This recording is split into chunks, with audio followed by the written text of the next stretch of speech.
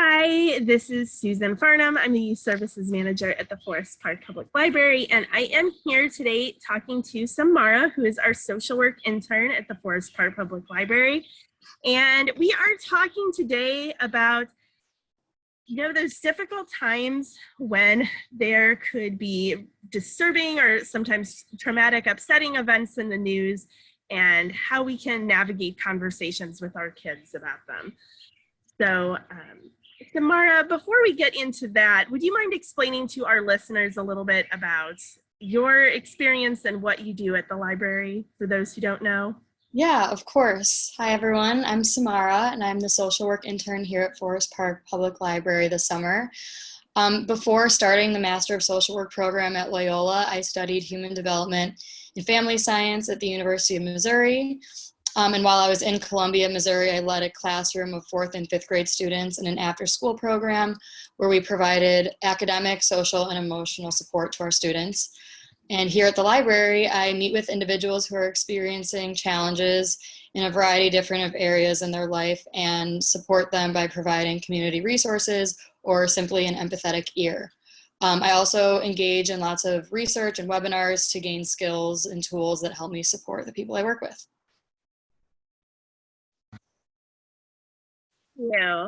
And can you explain to our families how they would be able to connect with you at the library if they did have questions or wanted to talk? Yeah, absolutely. So I can be reached via email at socialworkintern@fppl.org or at 630-755-0822. And we can schedule a time to talk either on the phone or in person at the library. If you come into the library on a Monday, Wednesday, or a Friday, you're welcome to ask a staff member to connect us. So please don't hesitate to reach out. I would love to talk to you all and meet you all and support you in any way that I can. Thank you so much. So we are going to get into it, and I won't even go into all of it because it can be a lot, even for us adults, I think sometimes, but it has been a very challenging couple of years, I would say. Along with COVID, we've also been processing a lot of tough news coverage. For starters, on subjects such as climate change, gun violence, and hate crimes, and so much more, unfortunately. All of these are really important conversations, but it really does seem like a lot of things are kind of coming to a head at the same time. Would you agree? And how do you feel like this can impact families? I absolutely agree. Each event in and of itself has been emotional and overwhelming, and the fact that, like you said, all of these things are kind of coming to a head at this around the same time makes it that much more challenging to process. In the news, this upsetting news can impact families in so many different ways. I think it's concerning for all of us, just as members of society, wondering if we're safe and if our loved ones are safe from these issues like COVID, climate change, violence, and hate crimes that we're seeing. And kind of like you said, these news stories can be challenging for parents themselves, plus the added component of coming to terms with and managing their own feelings so that they can have age-appropriate conversations with their kids and educate their kids, support them, and make them feel safe. Thanks. With a lot of these subjects, these are ideas that we want our kids to be prepared about and informed about, but at the same time, we don't want to overwhelm them. Do you have some tips or strategies you can share with our parents and caregivers about how they can approach these conversations, especially with younger children? Yeah, exactly. So the first thing I would suggest is to find out if your child has heard anything about the event and what they know. Children may hear things going on in the news from overhearing things in like media or school or their peers. And so whether they have heard something about what's going on or not, it's important to provide children with age-appropriate and accurate information and to help them process their feelings about these events. So once you have a better understanding of what your child knows, I think it's a good idea to ask what questions they have and be prepared to answer the questions to the best of your ability. To answer questions honestly, as honestly and briefly as you can, and consider their age and developmental stage while doing that. And parents know their kids, so it can be helpful to think about what they personally can handle and what feels necessary to share. I think if there's something that you don't necessarily have the answer to, it's completely acceptable to admit that, and to maybe suggest looking for those answers together on a kid's or age-appropriate news website, which I'll share a little bit later on.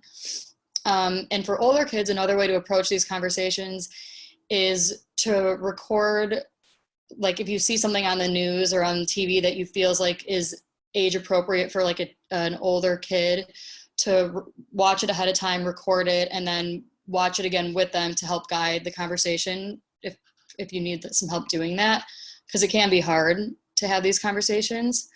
And regardless of the approach you take, I think it's important to ask your child how this information makes them feel, to listen to what they have to say and validate their feelings, and say, I know that this is upsetting and confusing, and it's completely normal to feel concerned.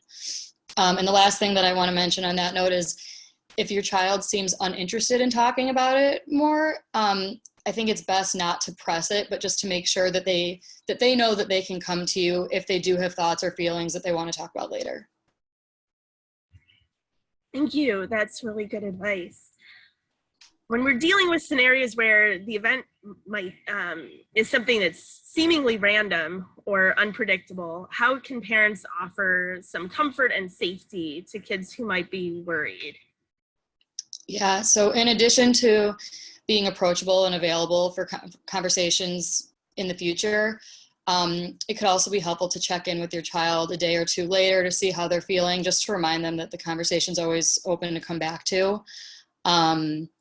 And again, it's helpful to validate their fears, and for example, saying that you know that it can be confusing and scary and that you're in this together, which brings up another really good way to provide comfort and safety to your children, really emphasizing the togetherness of the family unit, and that you are all in this together. So this may look like spending more intentional family time together, making sure you're giving them hugs and snuggles and stuff like that. Because unfortunately, we can't control what's going on in the world, but as adults, we can do our best to help children feel that their world is under control. And so on that note, parents can offer comfort and safety to their kids by stressing that their family is safe, and by giving them tools to help them feel prepared rather than panicked. And I wanted to read a little excerpt from a website that I found in doing some research, because I just think they said it really well. So from Common Sense Media, it says, try not to minimize or discount their concerns and fears, but reassure them by explaining all the protective measures that exist to keep them safe. If the news event happened far away, you can use the distance to reassure kids. For kids who live in areas where crime and violence is a very real threat, any news account of violence may trigger an extra fear. If that happens, share a few age-appropriate tips for staying and feeling safe, such as being with an adult or keeping away from police activity. So again, kind of having open conversation and a game plan to just help feel like a little bit more control. Do you have any general go-to coping strategies you can share for helping kids who are dealing with feelings of stress or anxiety kind of generally?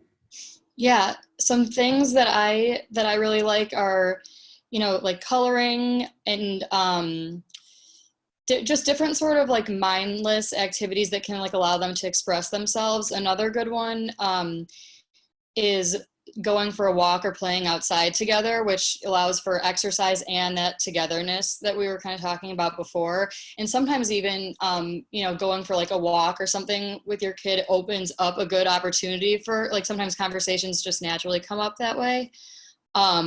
And so talking about their stress and anxiety and, what they may be feeling or going through.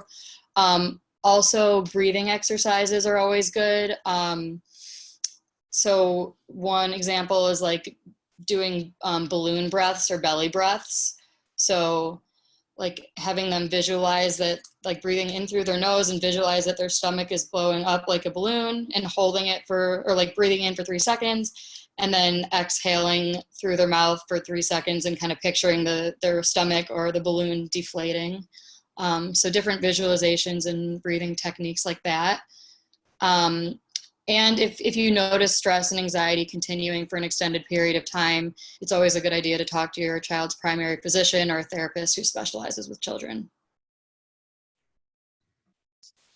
Thank you. I love how one of the things that you mentioned was going for a walk and getting outdoors, because I know that they have, there's been some studies about the effect of nature and outdoor play for kids who are experiencing stress and anxiety and a number of other challenges. So I think that's really a great one. And of course, one that we're really thinking about a lot this summer in particular, now that people are able to get out a little more too.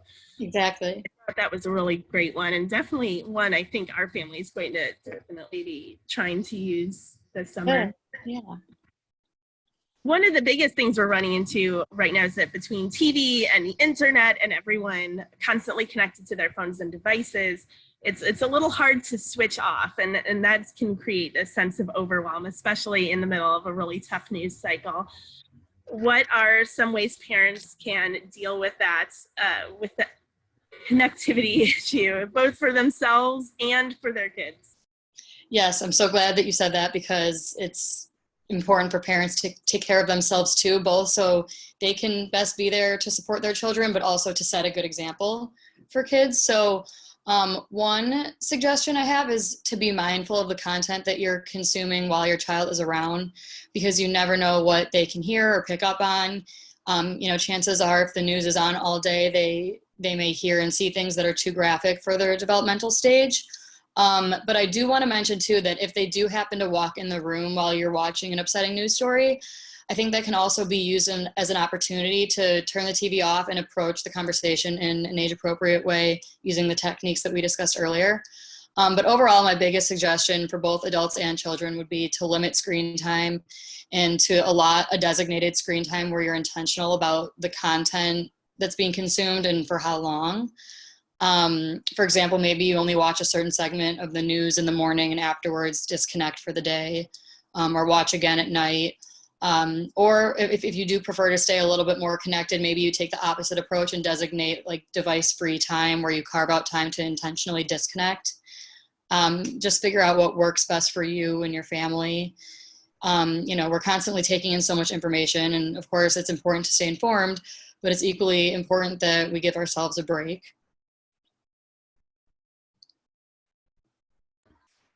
Thank you so much. We are so fortunate to have you with the library. You've been a really good resource for us and for the community. Thank you.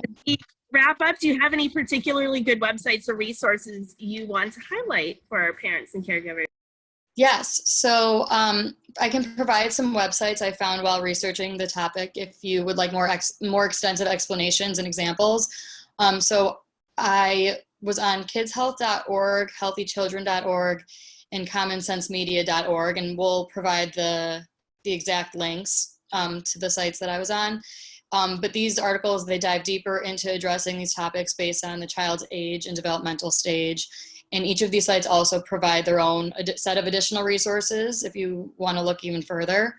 And secondly, there are some news sites that are designed for children, which could be tools to facilitate your conversations around these topics. So one that I found was timeforkids.com, where you can filter by your child's grade level.